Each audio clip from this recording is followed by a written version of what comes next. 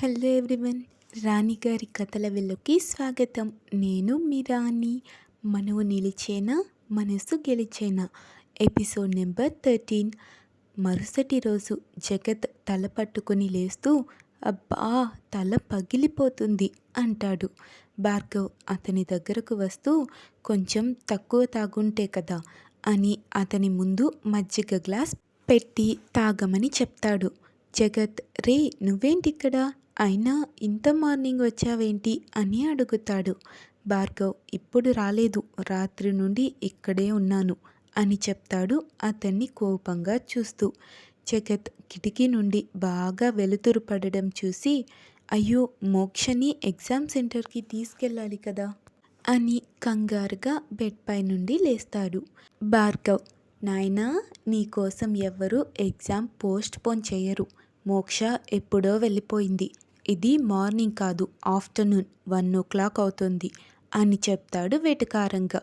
జగత్, ఏంటి ఇంతసేపు పడుకున్నానా, ఏమైంది నాకు, నా తల పగిలిపోతున్నట్టుంది అంటాడు తలనొప్పి భరించలేక.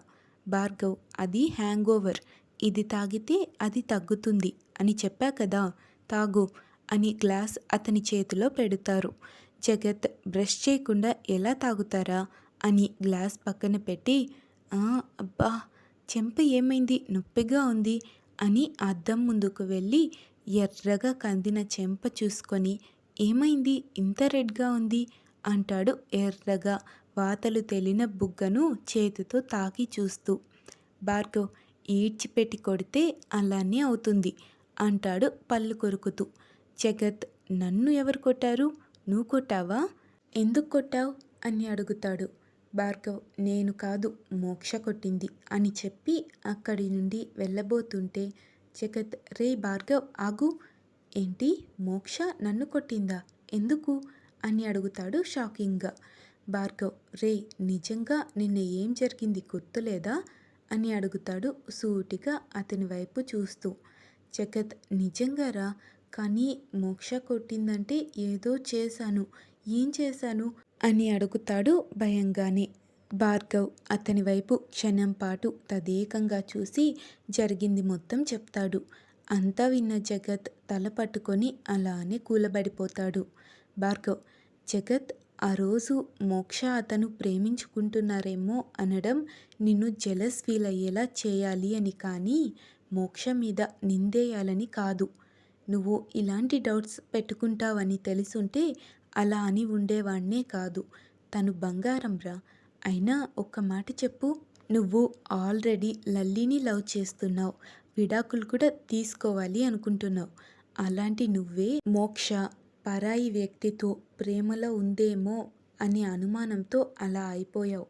పెళ్ళైన మరుసో రోజే నువ్వంటే నాకు ఇష్టం లేదు, ఇంకో అమ్మాయిని ప్రేమిస్తున్నాను, నువ్వు నాకు వద్దు అంటే ఆ ఆడపిల్ల పరిస్థితి ఏంటి, ఒక్కసారైనా ఆలోచించావా అంటాడు.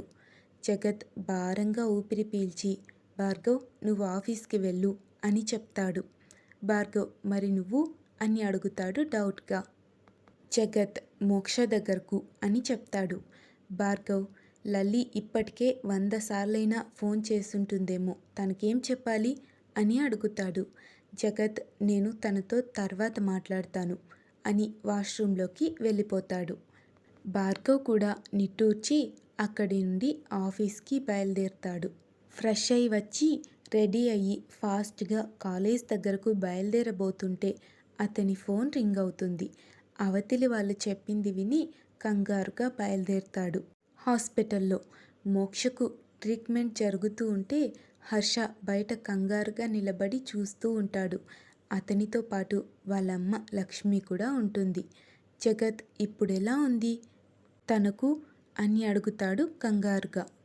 హర్ష కోపంగా చూస్తూ, మీ దయ వల్ల ఇలా హాస్పిటల్ పాలయ్యింది అంటాడు. లక్ష్మి, హర్ష ఏంటా మాటలు అంటారు కొడుకుని మందలిస్తున్నట్టుగా.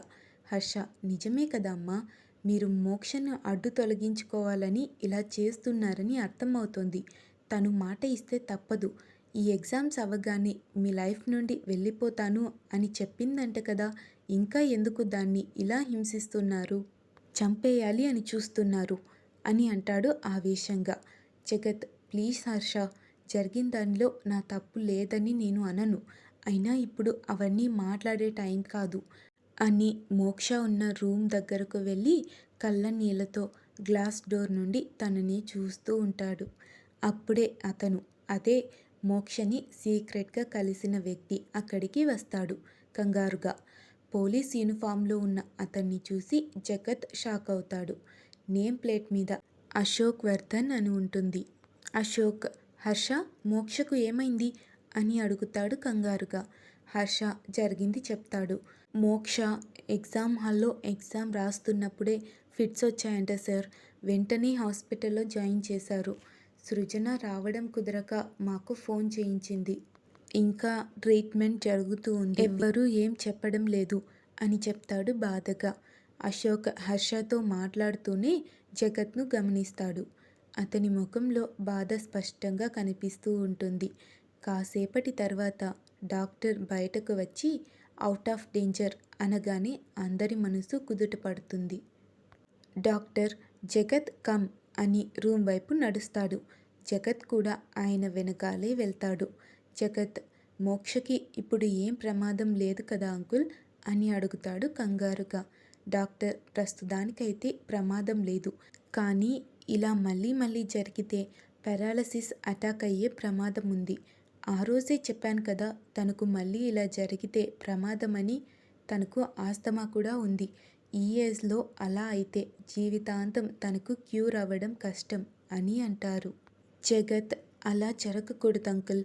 తను హ్యాపీగా ఉండాలి, హెల్దీగా ఉండాలి అంటాడు.